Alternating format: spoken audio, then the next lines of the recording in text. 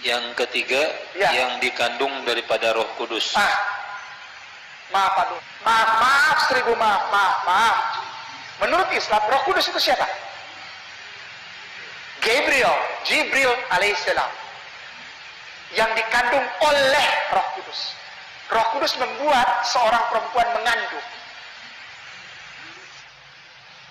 Sex intercourse, terjadi hubungan persetubuhan antara Roh Kudus dengan, terusin Ustaz.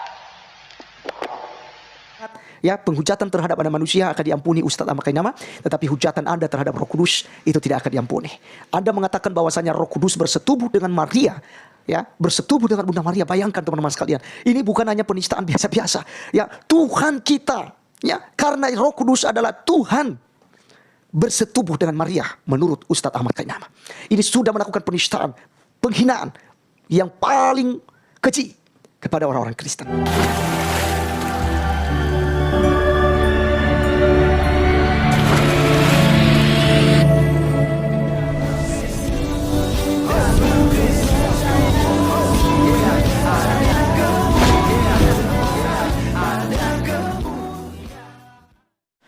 Salam teman-teman sekalian, berjumpa kembali dengan saya Arif Gule di channel TV Laskar Kristus ini. Pada kesempatan kali ini teman-teman sekalian, kita akan membahas mengenai Ustadz Ahmad Kainama, di mana teman-teman sekalian, dia ini jelas-jelas menista dan menghina agama Kristen ya. Jadi kita berharap bahwa pihak kepolisian ini cepat untuk bertindak, apalagi kalau sudah dikasih laporan ya, seperti Julius HMC. Sampai hari ini teman-teman sekalian kita masih belum tahu kabar dari Bareskrim. Kalau kemarin sudah dilaporkan oleh Pak Pendeta Muri Walianto, dan sampai hari ini kelanjutannya kita masih belum tahu kabarnya. Dan jika ada teman-teman yang tahu, silakan komen, berikan linknya supaya kita bisa pelajari bersama seperti apa kasus HMC Julius. Dan Ustadz Ahmad Kainama ini teman-teman sekalian, ya bukan orang asing lagi dalam penistaannya ya. Ini udah sering-sering dilakukannya. Dan kembali viral sebuah cuplikan videonya yang mengatakan bahwa Roh Kudus dan Maria itu bersetubuh, lalu lahirlah Yesus Kristus yang disebut Tuhan oleh orang-orang Kristen. Dan itulah kebodohan dan kesesatan orang-orang Kristen menurut beliau. Oleh karenanya teman-teman sekalian, sebelum kita membahas hal ini, saya rindu kita seperti biasa akan menonton videonya terlebih dahulu. Berikut videonya. Yang ketiga, Ya. yang dikandung daripada Roh Kudus. Maaf Pak Dun, astagfirullah. Ini udah bukan distorsi lagi Ustaz. Ini penghinaan kepada Islam. Penghinaan kepada Islam. Kenapa? Yang dikandung daripada Roh Kudus. Maaf, seribu maaf. Menurut Islam, Roh Kudus itu siapa? Jibril alaihissalam. Yang dikandung oleh Roh Kudus. Roh Kudus membuat seorang perempuan mengandung. Bukan karena kun fayakun. Sedangkan Al-Quran menyatakan Isa ibnu Maryam, Yeshua HaMashiach, Yesus Kristus itu jadi karena Allah bilang kun fayakun. Dia bilang apa? Roh Kudus yang membuat itu. Sex intercourse, terjadi hubungan persetubuhan antara Roh Kudus dengan, terusin Ustaz. Lahir dari anak darah Maria. Anak darah Maria, perawan Maria, usianya 12 tahun waktu itu. Disetubuh oleh Astagfirullahaladzim. Ada ituan dari Roh Kudus. Hamil dia, lahir anak. Yang namanya Yesus Kristus yang adalah Tuhan. Ini bagaimana udah bukan 3 ayat itu dipotong Ustaz.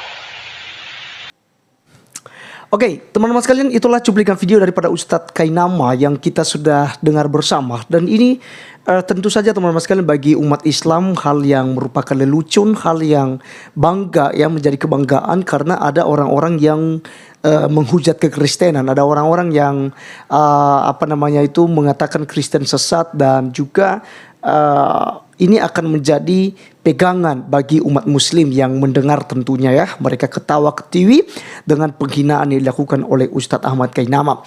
Perlu saya sampaikan teman-teman sekalian, jika Ustadz Kainama ini ya, dia seorang pendeta misalnya teman-teman, dan itu dia berbicara dalam sebuah organisasi gereja atau dalam gedung gereja, percaya dengan omongan saya bahwa dia tidak akan sampai ceramah sampai selesai.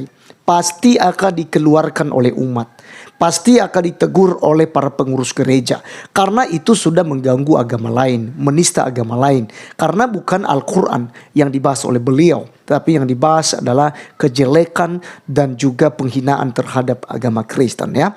Nah teman-teman sekalian, dalam hal ini yang diserang oleh Ustadz Ahmad Kainama ini bukan hanya pengajaran biasa-biasa dalam kekristenan teman-teman, tetapi ini adalah doktrin primer dalam kekristenan ya.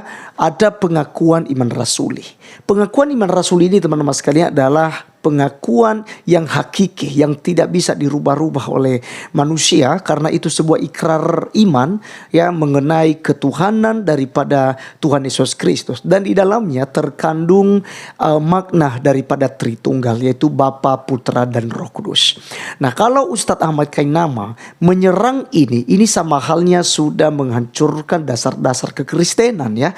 Dan kita lihat bahwa Ahmad Kainama bukanlah seorang pendeta besar dan juga bukan ahli agama Kristen. Bagaimana Majelis Ulama Indonesia memperbolehkan ceramah-ceramah seperti ini beredar di YouTube dan juga dibiarkan Ustadz Ahmad Kainama ini terus ceramah kepada umat Islam dengan menjelekkan agama lain. Ini yang menjadi tanda tanya besar dari kita sebagai tokoh-tokoh agama Kristen.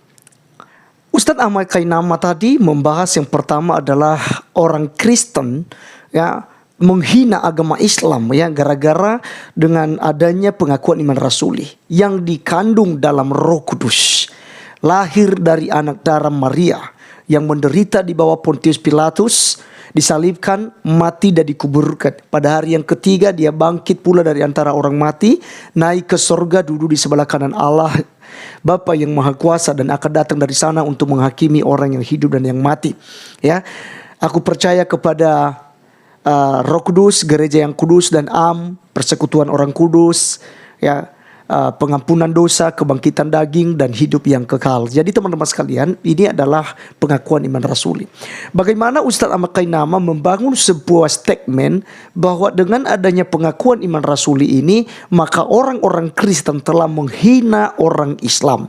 Mengapa dia mengatakan demikian? Karena menurut dia Roh Kudus itu adalah Jibril, Gabriel katanya. Ya, inilah kesesakan mereka teman-teman sekalian. Ya, jelas bahwa Roh Kudus adalah pribadi ketiga daripada Allah Tritunggal, bukan Jibril, bukan Gabriel alaihi assalam, kata Ahmad Kainama. Nah, inilah teman-teman sekalian yang saya selalu katakan bahwasanya orang-orang Islam ini betapa mudahnya dibodohi ya oleh ceramah-ceramah mereka yang mengaku sebagai ahli agama di dalam kekristenan. Ya, karena di dalam Alkitab tidak pernah dibahas Jibril, juga tidak pernah dibahas tentang Allah SWT, juga tidak pernah dibahas mengenai Isa Al-Masih, dan juga tidak pernah dibahas mengenai Nabi Muhammad. Bagaimana mungkin orang Kristen mau mengganggu Islam? Ya, yang mengganggu agama lain adalah tentu para ustadz kandurun-kandurun seperti Ahmad Kainama ini dan kawan-kawannya yang terus ceramah mengganggu kekristenan. Makanya kalau berbicara tentang penistaan, ini dasarnya dulu yang harus dicari tahu oleh aparat kepolisian.